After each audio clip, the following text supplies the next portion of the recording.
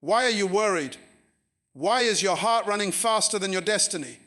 Why is your mind wrestling battles that God has already won? My friend, listen to me. Most people live in the prison of what if. What if I fail? What if things go wrong? What if I never get married? What if I lose the job? What if I run out of money? But faith asks a very different question. What if God is already ahead of me? Because let me tell you something in Myles Munroe style. God never begins anything until he has already finished it. You're worried about a future God already completed. You're crying about battles God already settled. You're fearful of storms God already commanded to be still. You are living in time, but God is working from eternity. You're stepping into a tomorrow that he has already walked through. So hear me carefully. Worry is the evidence that you don't understand your Father's management system. God is not reacting to your situation. He is managing it. He never panics. He never wakes up and says, "Oops, that surprised me." He is not nervous about how your life will turn out. He already wrote the ending before you saw the beginning. You think you need a miracle, but God says, "Child, what you call a miracle, I call my normal schedule. Stop worrying. Your fear does not sit on the throne. God does. Stop worrying. Your problem is not the author of your life. God is. Stop worrying. Your enemy is not writing your story. God is. When you worry, you put faith in the problem. When you relax, you put faith in the provider. Jesus said, "Who of you by worrying can add a single hour to your life?" You can't. Worry doesn't extend life. It drains it. Worry doesn't build faith. It suffocates it. Some of you are worried about money, but God says, "I fed Elijah with ravens, surely I can feed you." Some of you are worried about the future, but God says, "I know the plans I have for you, and none of my plans include panic." Some of you fear failure, but God says, "I am the author and finisher of your faith." Listen to me. Life becomes peaceful when you finally trust the one who controls it. God has never failed, not once, not ever. If he carried you this far, he can carry you further. If he opened doors before, he will open bigger ones. If he saved you in the past, he will rescue you again. Your future is not in the hands of fear. It's in the hands of the Father. So I came to declare something over your life today. Relax. God is handling it. God is ahead of it. God is above it. God is already in it. And God has already completed it. Stop rehearsing your fears in your mind. Start rehearsing God's faithfulness instead. Fear looks at the mountain. Faith looks at the one who formed the mountain. Fear looks at the Red Sea. Faith looks at the God who parts it. Fear looks at the fire. Faith sees the fourth man inside it. You're not alone. You're not unprotected. You're not forgotten. You're not unplanned. God is handling chapter 10 while you're still reading chapter 2. So breathe again. Stand up again. Hope again. Dream again. Smile again. Because whatever you fear, God has already handled it. Relax. God finishes before he starts. God never begins anything until he has already finished it. Most people don't understand the depth of that statement, and because they don't understand it, they worry about a future that has already been secured. When God designs your destiny, he does not create it step by step the way humans build a house. He completes the entire blueprint, he finishes the entire structure, and then he rewinds you back to the beginning and says, "Now walk in what I have already completed." You are not on earth to find your purpose. You are here to discover what God already completed long before you were born. That is why Dr. Myles Munroe always said, "You were born to release what was finished in eternity." Think about a manufacturer. When a company releases a product, they never release it until they have tested it. The phone you use, the car you drive, the microwave in your kitchen, none of them were sold until the company had already proven that it could perform the job it was created for. They stress tested it, heated it, dropped it, ran it for hours, and made sure it wouldn't fail once it reached the consumer. The moment it comes into your hands, the manufacturer already knows its capacity. They already know what it can survive and how far it can go. Now hear this revelation. You are God's product. He tested you before He released you into the earth. He already placed inside you everything you would ever need to fulfill the assignment He gave you. You may feel unprepared, but heaven says you are overqualified. You may feel insecure, but God says you are built for this. You may think you're taking on something too big, but the one who designed you already tested your endurance, your intelligence, your strength, your calling, and your future. This is why life may feel difficult, not because you are weak, but because God already knows you can handle more than you think. He is not guessing. He is not experimenting. He is not hoping you make it. He already knows you will, because He finished your story before you took your first breath. Look at David.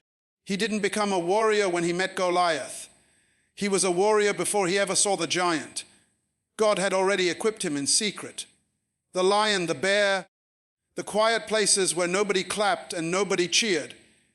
By the time Goliath showed up, God had already finished the victory.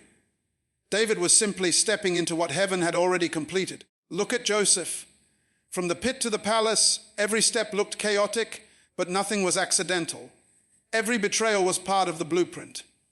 Every delay was part of the journey. God had already finished Joseph's future as a ruler. Joseph was just walking the path that revealed the finished product. Even when Joseph cried in prison, heaven wasn't panicking. Even when Joseph was forgotten by people, he was never forgotten by God. Why? Because God finishes before He starts. Look at your own life. Think of the moments you thought you were finished, yet somehow you survived. You cried, but you survived. You doubted, but you survived. You made mistakes, but you survived. You thought it was the end, but it was only a chapter. Why? Because the author of your life had already written the next pages. You survived not because you were strong, but because your story wasn't finished yet. You are not fighting for victory. You are fighting from victory. You are not climbing toward a promise. You are walking inside one. If God already finished your destiny, then no enemy can cancel it. People can delay it, but they cannot delete it.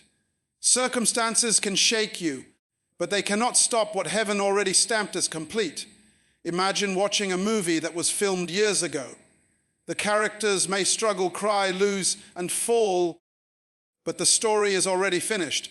Nothing they do can change the ending. You can pause it, fast forward it, rewind it, but the ending will stay the same.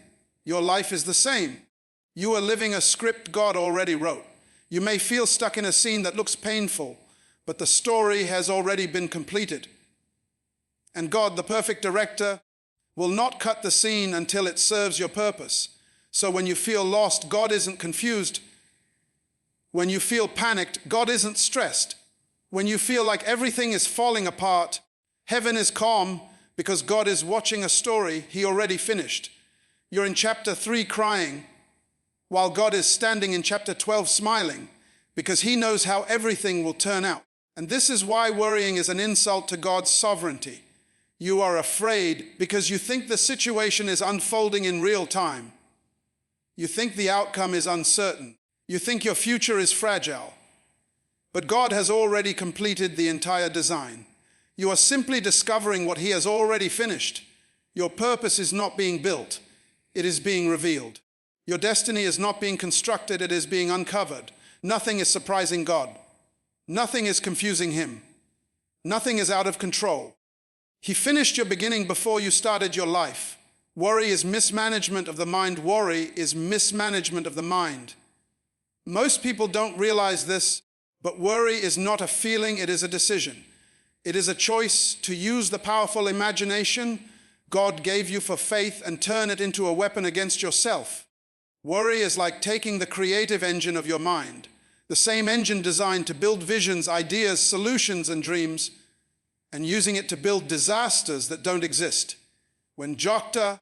Myles Munroe said that the mind is the greatest gift God has ever given you, he meant that your mind was designed to be a steering wheel, not a prison. And yet many people are held hostage by thoughts that God never planted. Think about this. Worry is simply imagination without God. It is seeing the future without including the one who controls it. It is forecasting storms that heaven never scheduled. Most of the things you worried about last year never happened. Most of the things people fear are only shadows, not realities. But the mind, when unmanaged, takes a shadow and turns it into a monster. Let me ask you something. Have you ever seen someone panic over something small? Maybe a bill arrives in the mail, and suddenly they start imagining eviction. A headache comes, and they imagine the worst possible disease. A small argument happens, and they start picturing the relationship ending. That's what worry does. It exaggerates, it stretches, it magnifies the negative and minimizes the good.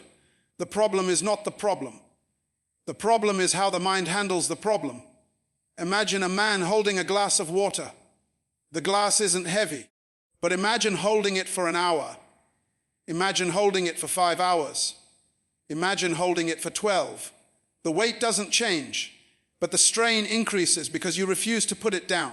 Worry works the same way.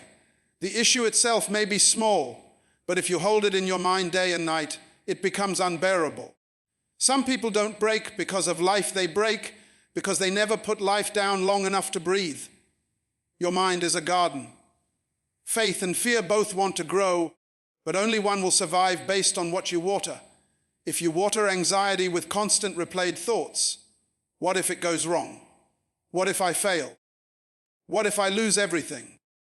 Then fear will grow like weeds. But if you feed your mind with God's promises, I will never leave you, I will provide, I will guide, I will protect, then peace will grow like a strong tree. Whatever you meditate on becomes your reality. One time, a woman told me she was constantly anxious about losing her job. Every day she imagined the company collapsing, imagined bills piling up, imagined her life falling apart. But when I asked her, has anything bad actually happened? She said no. Everything she feared existed only in her head. And then she said something powerful. My fears are more consistent than my faith. That is what worry does. It trains your mind to trust the negative more than the positive. It convinces you that disaster is more likely than blessing.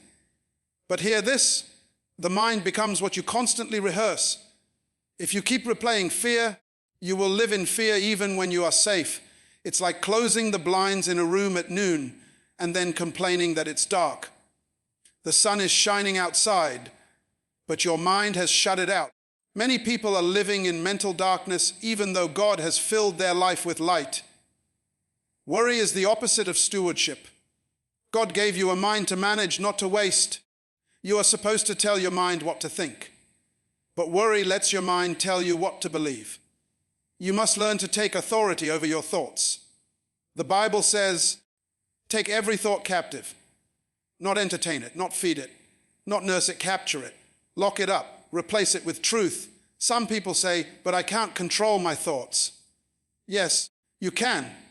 You may not control what enters, but you can control what stays. A thought can knock on the door, but you don't have to invite it in and serve it tea. Treat negative thoughts like unwanted guests. Don't let them move in. The moment your mind says, what if everything collapses? Answer it with, what if God steps in? When your mind says, what if I fail? Answer it with, what if I grow? When your mind says, what if I lose? Answer it with, what if I win?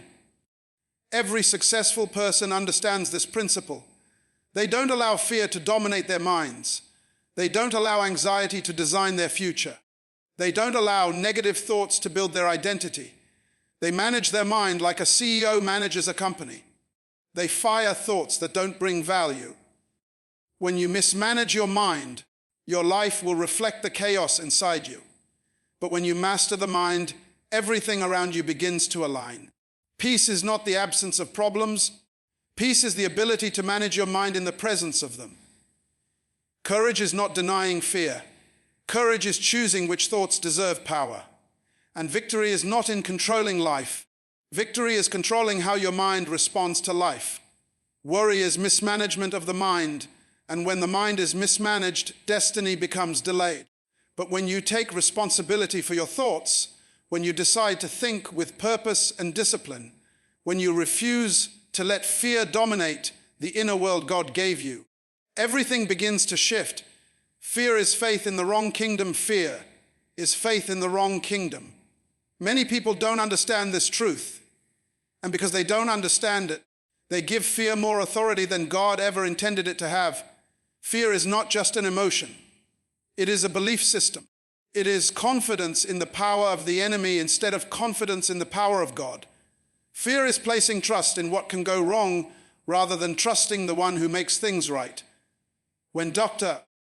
Myles Munroe said that fear is misplaced faith, he meant that whatever you fear, you secretly worship because you give it the power to control your decisions, your reactions, and your identity. Think about this. Fear makes you imagine failure even before you start. Fear makes you see danger in a place where God placed opportunity. Fear makes you rehearse defeats that have not happened. It turns obstacles into giants and turns possibilities into impossibilities. Fear is not the absence of courage. It is the presence of belief in the wrong source. When fear takes the throne of your mind, it dethrones the truth that God already declared over your life. Imagine a lamp in a room. If the lamp is plugged into the wrong outlet or a dead one, it won't turn on no matter how beautiful it is. You can polish it, clean it, decorate it. But if the source is wrong, the result will be darkness. Fear does the same to your spirit. It plugs you into the wrong kingdom. It connects you to thoughts that drain you instead of empower you. It disconnects you from God's truth and connects you to the enemy's lies.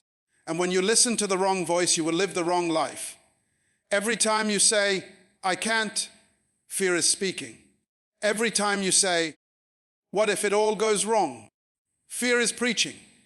Every time you stay silent because you're scared to try, that's fear ruling your decisions. And the dangerous part is that fear often sounds logical. It sounds responsible. It sounds protective. But fear is a liar wearing the mask of wisdom. For example, think of someone who has a great talent. Maybe they can sing, speak, lead, design, build, but they never step out because they fear being judged or rejected. They think they are being cautious, but what they don't realize is that fear is teaching them to believe in the failure more than in the gift God placed inside them. They trust the possibility of rejection more than the certainty of their calling. That is faith, but faith in defeat instead of faith in destiny. Or think of a person who wants to start a business. They dream about it, they prepare for it, they research it, but they never take action. Why? Because fear has created an entire movie in their mind where they lose everything. They see themselves bankrupt, embarrassed, laughed at, criticized. None of it has actually happened. Fear built the whole story from imagination. And here's the truth. Fear is a prophet of the wrong kingdom. It tries to predict catastrophe. Faith predicts victory. Fear and faith use the same imagination, but fear chooses the dark while faith chooses the light. Fear focuses on what the enemy can do, while faith focuses on what God can do. Fear magnifies the threat, faith magnifies the promise. Fear says, look how big the problem is. Faith says, look how big God is.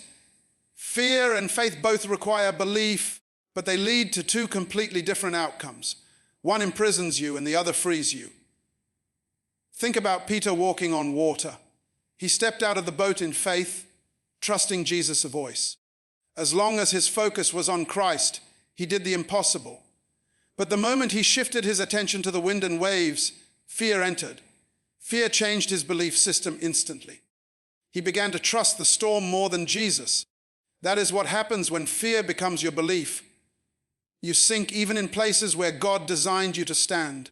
Fear is powerful only when you feed it. If you feed fear with your thoughts, it grows. If you feed faith with God's truth, fear starves. Fear is a parasite. It needs your agreement to survive. It needs your imagination to build its lies. It needs your voice to speak its language. It needs your focus to stay alive. That is why the enemy uses fear more than anything else, because fear is the easiest way to make you disbelieve God's promise without even realizing it. Look at your own life. How many opportunities did fear steal from you? How many friendships did fear sabotage? How many dreams did fear bury? How many prayers did fear weaken? Fear convinces you that the worst outcome is the most likely outcome, even when God has already declared victory over your life. But here is the truth that changes everything. Fear is not a sign that you are weak. Fear is a sign that you are depending on the wrong kingdom. When you shift your trust from fear to faith, everything shifts. Suddenly the mountain looks climbable. The challenge looks conquerable. The future looks hopeful. The risk looks purposeful. Because faith plugs you into God's kingdom. A kingdom where nothing is impossible, where battles are already won, where promises are already fulfilled, where your identity is already secured. Fear is faith in the wrong kingdom. It is believing the enemy's voice louder than God's voice. But the moment you realign your belief with heaven, fear loses its power, its volume, and its influence. Faith begins where fear stops receiving your attention. God's provision is always ahead of you. God's provision is always ahead of you. Most people fear the future because they think they are walking into an empty space, a place where they must figure out everything on their own, fight every battle alone, and build every solution with their own strength. But the truth is the opposite. Before you arrive at a problem, God has already positioned the answer. Before you feel the pressure, God has already placed the provision. Before you step into the unknown, God has already ordered the miracle. You are not walking into emptiness. You are walking into preparation. You are not stepping into uncertainty. You are stepping into something God has already arranged for your good. Think about Abraham walking up Mount Moriah with Isaac. He didn't see any ram. He didn't hear any rustling in the bushes. He didn't feel any sign that God had already made a way. All he saw was the mountain, the wood, the knife, and the command. Many people live like that. They walk toward their assignment but can't see the solution yet. And that's where fear begins. But hear this. While Abraham was climbing one side of the mountain, the ram was climbing the other side. Provision was moving toward the problem. What Abraham feared, God had already handled. What Abraham couldn't see, God had already placed. What Abraham questioned, God had already answered. That is the nature of God. Provision is never behind you. It is always ahead of you. Look at your own life. How many times did you think you wouldn't make it, but somehow you did? How many times did you think you would run out, but provision showed up at the exact moment you needed it? You didn't starve. You were not abandoned. The bill got paid. The opportunity came. The door opened, the job arrived, the help appeared, and people asked, how? But you knew deep inside, God prepared this before I got here. That's the kind of God you serve. A God who goes ahead of you and arranges the blessing before you even know you need it. Many people fear tomorrow because they think God only works in the present. But God is not just in your today. He is already in your tomorrow. Right now, as you listen to these words, God is organizing your next job, your next breakthrough, your next relationship, your next healing, your next opportunity, your next open door. He is touching hearts you haven't met yet. He is preparing rooms you haven't walked into. He is arranging conversations you haven't heard. He is moving pieces you can't see. You are stressed about something heaven has already settled. Consider this analogy. Imagine you are driving on a highway at night. You can only see as far as your headlights reach, maybe 30 or 40 meters. But beyond that limited vision, the road is already built. The bridges are already constructed. The signs are already placed. The exits already exist. You simply haven't reached them yet. Just because you can't see it doesn't mean it isn't there. God's provision works the same way. You may not see the full path, but the path is already prepared. Think of the Israelites in the wilderness. Every morning God provided manna. They didn't store it. They didn't refrigerate it. They didn't manufacture it. It simply appeared. Why? Because God was teaching them a principle. Your provision is not behind you. It meets you daily. It arrives ahead of your need. And when they needed water, Moses struck a rock and a river came out. Who puts a river inside a rock? Only a God who prepares miracles in places that look impossible. Somebody listening to this knows exactly what this means because you've been in seasons where there seemed to be no way at all, no money, no opportunity, no strength, no idea what to do next. You were standing in front of a rock saying, "There is no water here." But God whispered, "Strike it." And when you obeyed, a miracle flowed out of a place that made no sense.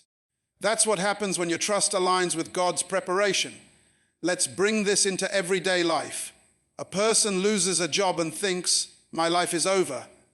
But months later, they look back and say, "If I never lost that job, I would have never found this better one." A student doesn't get accepted into the university they wanted, but later realizes that the place they ended up was exactly where their destiny unfolded. Someone gets rejected in a relationship and feels broken, not knowing that God saved them from what would have destroyed them. Someone gets delayed in traffic and complains, not knowing God protected them from an accident ahead. A closed door may feel like punishment, but most of the time it is protection. God is not withholding. He is positioning. Sometimes the road God prepares doesn't look like a good road. Sometimes it looks like failure, heartbreak, disappointment, delay, or confusion. But even those places are part of God's preparation. Joseph had to go to the pit and the prison before he reached the palace. Not because God abandoned him, but because those places were preparation for the position he was destined to hold. Provision sometimes comes wrapped in difficulty. God's provision is not always visible, but it is always present. It may not look like what you expected, but it is always exactly what you need. You may be crying now, but God has already arranged your comfort. You may be confused now, but God has already arranged your clarity. You may be struggling now, but God has already arranged your strength. Heaven is never late. Heaven is never empty. Heaven is never unprepared. Provision is always ahead of you. ChatGPT said, "You've spent too many years carrying battles that were never yours to carry. Too many nights losing sleep over outcomes God already secured. Too many moments letting fear whisper louder than faith, letting worry take the driver's seat of a life that was meant to move with confidence, purpose, and divine authority. But now, hear this with every part of your soul. You are stepping into a season where fear will not rule you, worry will not drain you, and doubt will not direct you." Why?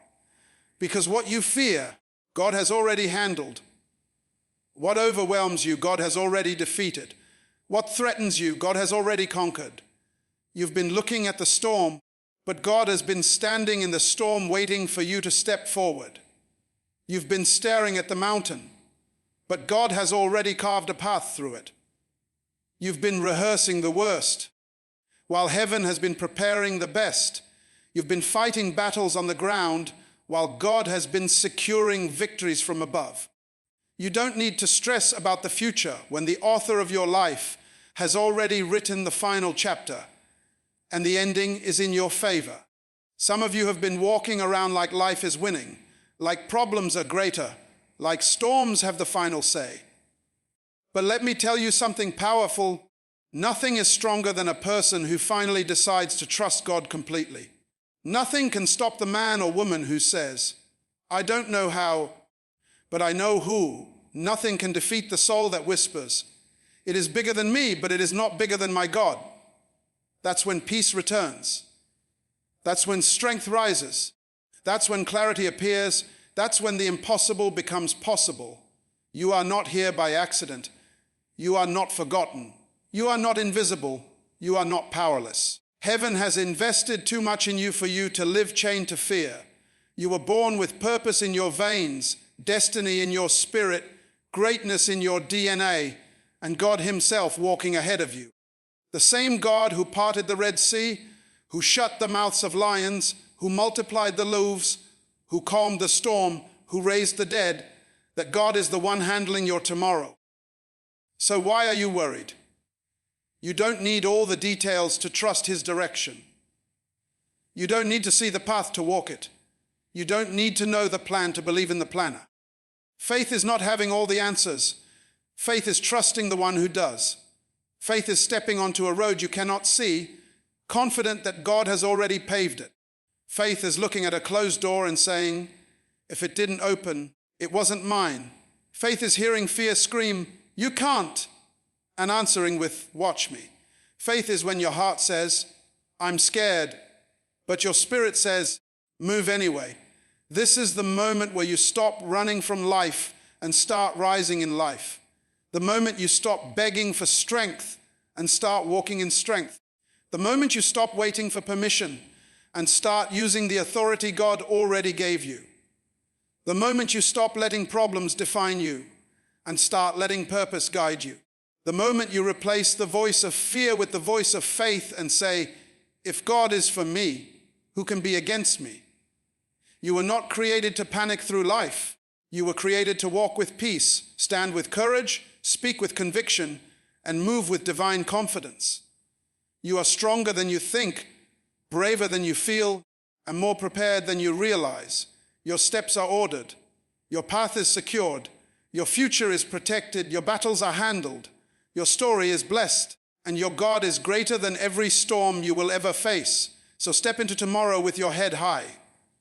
Walk into your destiny with boldness. Look at your challenges and declare, I will not fear. I will not worry. I will not break. I will not surrender. Because the God who goes before me has already made a way. And when doubt tries to return, remind yourself of this truth, relax. What you fear, God has already finished.